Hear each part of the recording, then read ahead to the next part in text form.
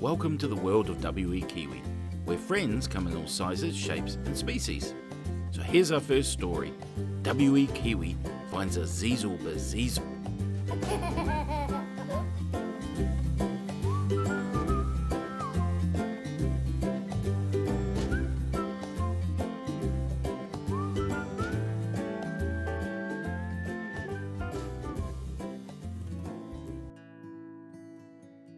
A light was on in a red-roofed house at the end of the street.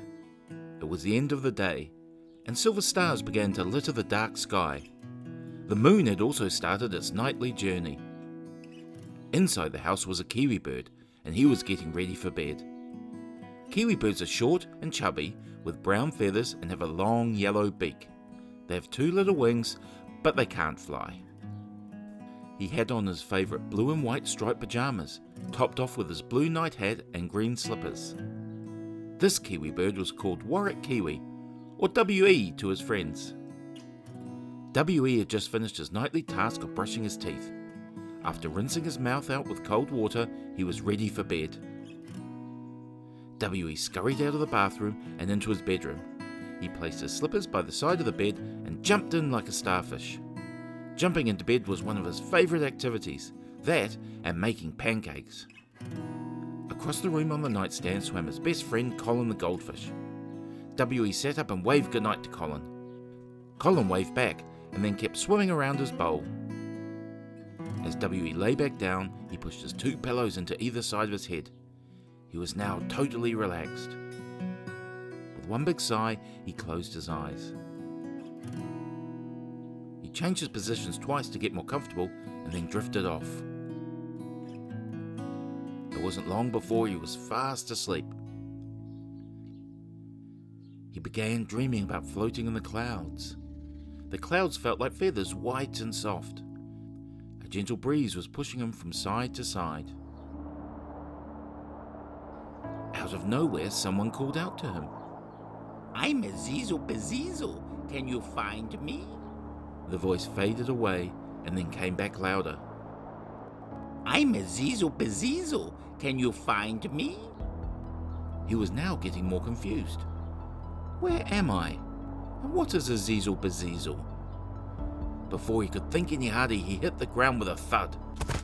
He landed face first and rolled over. Luckily, his chubby belly helped soften the fall. His long beak was scratched on the tip and it hurt. He rubbed it gently to try and make it feel better. As he opened his eyes, he looked around and realized he was in a fantastical place.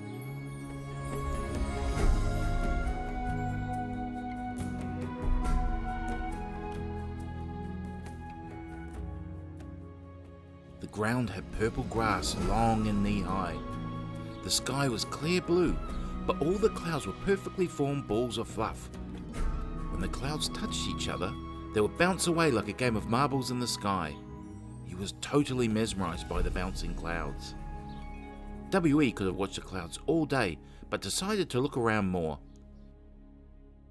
There weren't any trees or bushes, but large orange rocks.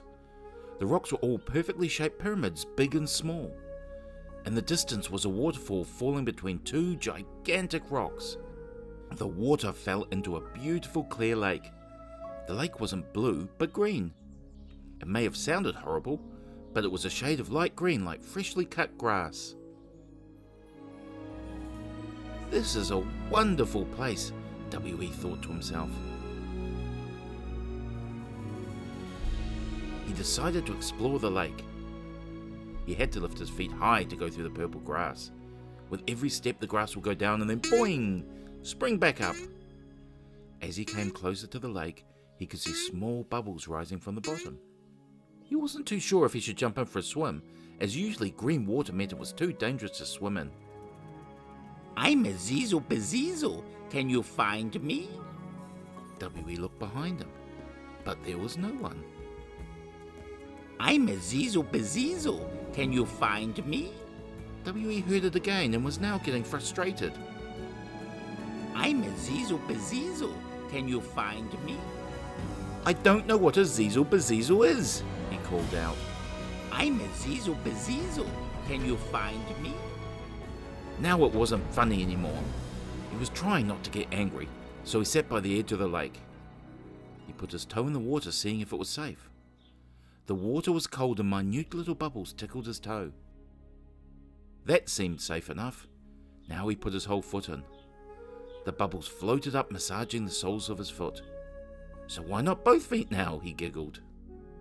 With both feet in the lake, he started to relax and watch the clouds again. Zeezoo Ba Zeezoo, he sighed. With that, the bubbles in the lake became bigger. He looked around. Still there was no one to be seen. Zeezoo Ba Zeezoo? The lake bubbled again.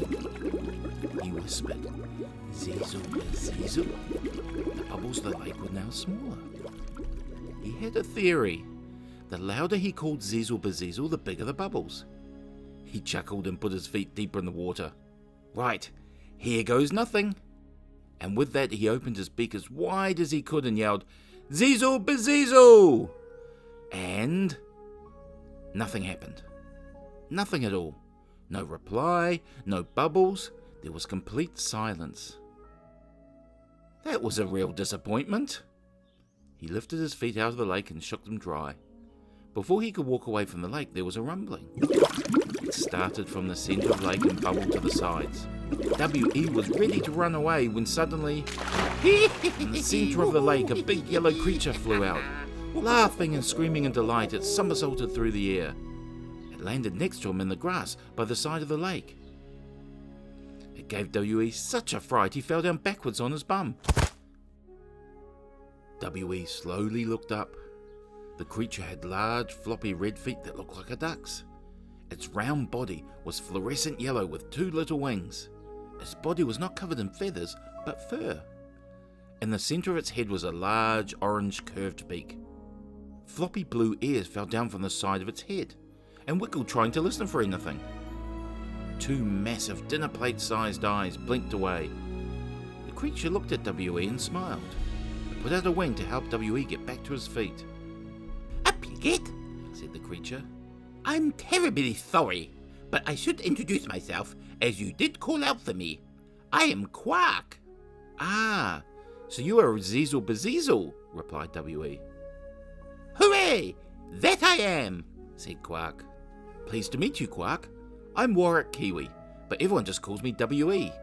Pleased to meet you too. It's so great for you to be here. W.E. was slightly confused about why he was there. But before he could say anything, Quark tapped one of its feet against his. We tap feet to greet W.E. That's what we do. So W.E., being polite, tapped his foot against Quark's. Ah, and one more point of recognition. My name is Quark, Zeezoo Ba Zeezoo, of the lake Nanda. W.E. paused and took it all in. He looked around slowly. So what exactly is a Zeezoo Ba Zeezoo, and why do you think I am here? Quark quickly jumped into the lake and swam in circles by the edge. W.E. thought he had offended Quark and was quite upset. It wasn't nice to offend someone who had just been so friendly. He quickly started thinking of an apology. Quark sprang out of the lake onto the grass and put a wing on W.E.'s shoulder. My soundest apologies, my new friend. As a Zeezoo Ba Zeezoo, we must always stay wet. I was drying out, so had to be back in the lake. Ah, you scared me for a moment. Don't be afraid, my little friend. I must tell you about us. Please do. You are the first Zeezoo Ba Zeezoo I have met. Quark patted the grass and sat on the edge of the lake with both feet in the water. W.E. followed and sat with his feet in the lake. I am Quark, not just any ordinary Zeezoo Ba Zeezoo, but the guardian of this lake. I take pride in my work. Whenever you go to a lake, you should put one foot in first and call out our name. Then, you are thanking the water and all the Zeezoo Ba Zeezoo who protected it before. The Zeezoo Ba Zeezoo make the water safe to swim and to drink from. Then I shall do that, Quark. So the Zeezoo Ba Zeezoo are protectors. They are here to help make the water clean and stop the pollution. Yes, that's right. It's good to know we have someone like you helping to protect the lakes. And also the rivers and the oceans. We need more Zeezoo Ba Zeezoo out there. So I've been sent here to become a protector too then? Maybe yes, and maybe no. But it is for you to decide. I can help to point you in the right direction, but it is you in the end who must take the action. The goodness can always rise from the inside to help others. That's very wise, Quark. Do many friends come and visit you? Yes, they do. I have my friends Perk and Hark who come to swim with me. They are protectors of the streams and the rivers. W.E. smiled back. That's good, as we all need friends.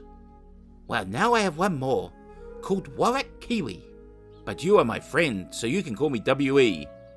Hooray! My friend and water protector called W.E. And with that, Quark jumped back into the lake. W.E., do you remember my name? Of course. You are Quark. Quark started swimming in circles. And what am I, my new friend? You are protector of the lake, and my new friend is Zeezoo Ba Zeezoo. Quark then dipped below the surface and came back up.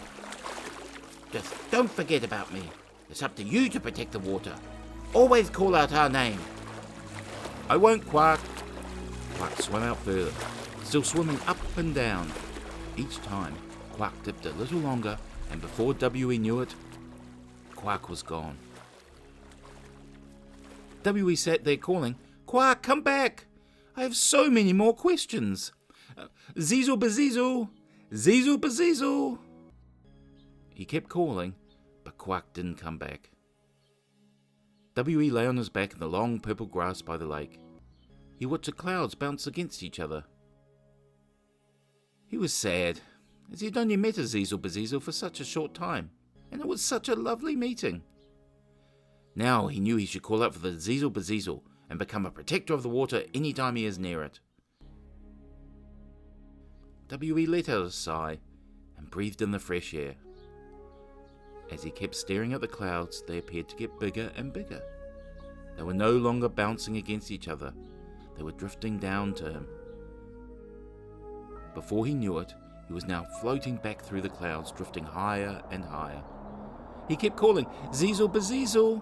Zeezoo Ba Zeezoo! But he kept rising in the sky.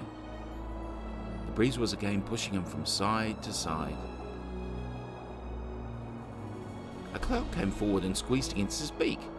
He gently pushed it aside. Then another cloud came pushing into the side of his head. He threw it behind him, and then he had hit the ground again. He woke up next to his bed on the carpet. Beside him was both of his pillows. The sun was peeking between the curtains, signalling a new day. Colin was looking at him from his bowl, thinking, what was that all about?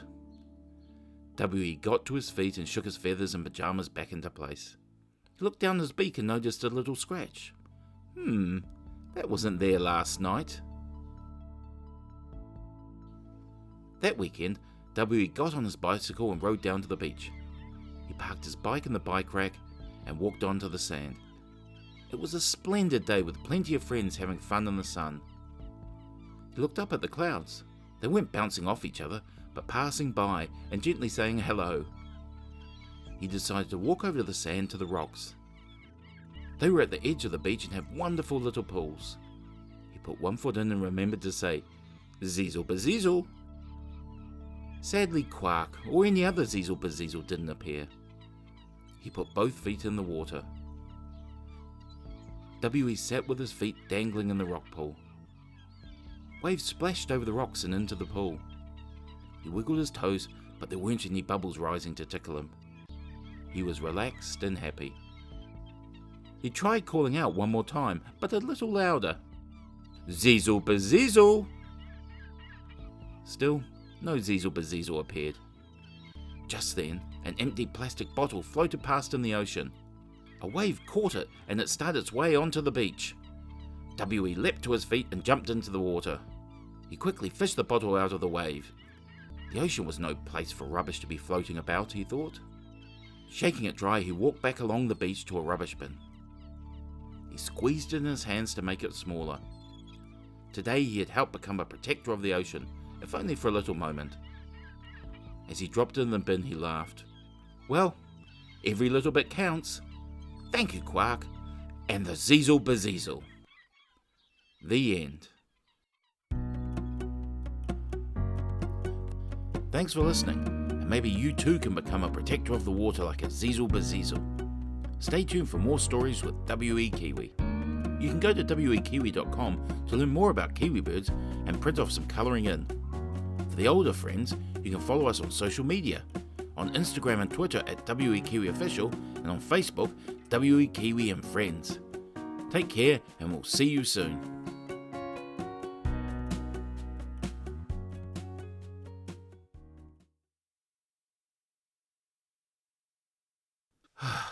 Is that it? Yes, Quark, we're finished. So they can hear us? No, because you turned off the microphones. What if the red light is still on? Then we are still recording and our friends can hear everything we say. Well, then, Since they can't, let's look at the next story with the three-legged art and fart and work on the noodle for doodle. Have you got the music started for Pichu and Pachu? Quark? Just checking. The yellow light is recording and the red light is off. No, the other way around. Then we shouldn't talk about the three-legged art and farts and Pichu and Pachu. Why not? Because we're still recording. Quark, don't worry. What happens if I push this one? Or maybe this one then. Oops. Quark, just push the red button. Okay. But is there anything else I shouldn't say? No, Quark, I think they've all heard enough. Right then, let's push this button.